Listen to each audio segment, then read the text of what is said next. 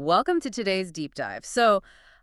Imagine stepping into an option where an uncapped 21-year-old goes for like 13 times his previous salary. Yeah, totally eclipsing the sitting England Test captain. It's wild. Exactly. If you've been following the recent cricket auction coverage for the 100 2026, you know exactly what anomaly we're looking at today. We are, of course, talking about the mind-blowing £390,000 price tag for James Coles. Right, a guy who hasn't even played a senior international game yet. I know. London Spirit outbid four other franchises to get him. He started at a base price of, what, 75,000? Yeah, just 75,000. Yeah. And the bidding war just exploded from there. It blew right past Joe Root at 240,000 and Adil Rashid at 250,000. He ended up being the most expensive buy of the entire auction day. Which is just, it feels exactly like watching a red-hot tech startup IPO. Oh, 100%. Investors, or, well, franchises here, they aren't just paying for current revenue. They are frantically bidding on massive future potential. Right, the ceiling is what matters. But a nearly £400,000 valuation, that requires some serious justification. To figure out why he commanded that record-breaking bid, we need to look at what this kid is actually doing on the pitch. Well, his trajectory's just been unusually steep. He broke an 1870 record to become Sussex's youngest ever debutant Wait, at what age? at just 16 years old. Oh, wow, 16. That's insane. Yeah. But the real catalyst for this whole auction frenzy, it was his recent winter overseas. Right, the SA-20 in South Africa. Exactly. During Sunrisers Eastern Cape's title run, he didn't just participate.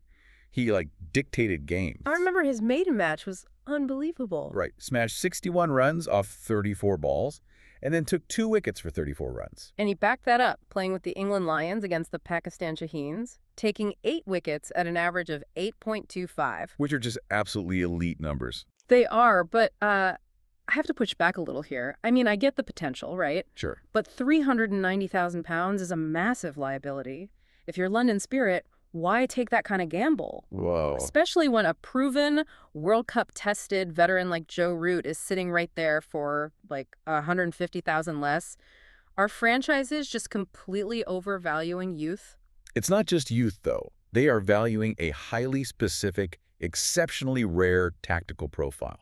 You really have to look at modern T20 economics. Okay, how so? Well, Coles isn't just an all-rounder.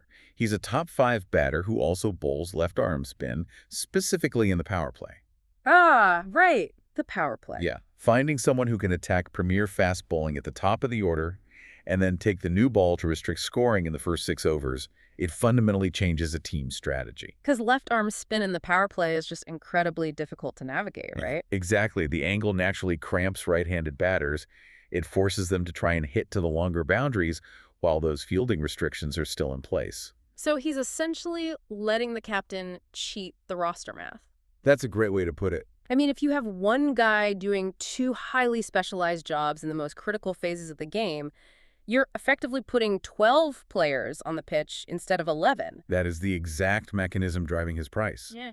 Former England captain Eomin Morgan pointed out that Coles has a, quote, huge ceiling precisely because of this dual-threat toolkit. Right, that makes total sense. When you have a player who gives you those power play overs and strikes at a high rate with the bat, you suddenly open up a roster slot. Oh, to play an extra mystery spinner or something. Exactly, or an extra power hitter down the order without compromising your balance at all. So you aren't just buying the stats. No, not one. You're buying the structural flexibility he gives the entire squad, which totally explains why the market has loudly decided that the multi-tool prodigy is just worth more than the established veteran. Regardless of how many World Cups that veteran has actually played, we are seeing a fundamental shift in how talent is evaluated right now. Pure experience is just being outpriced by tactical versatility. Yeah, the highest premium is now firmly placed on players who can disrupt the game in multiple phases.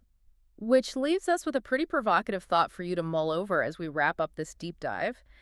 If an uncapped 21-year-old can command the highest auction price in the sport based purely on a highly specialized T20 skill set. Right. What happens to the grassroots development of the game? Exactly. Like, will we soon see young athletes completely abandoning traditional foundational cricket? Just to engineer themselves exclusively for these high-stakes franchise bidding wars. It really makes you wonder, if you are a young player today, are you trying to build yourself into a steady blue chip stock? Or are you designing yourself to be the next explosive tech IPO?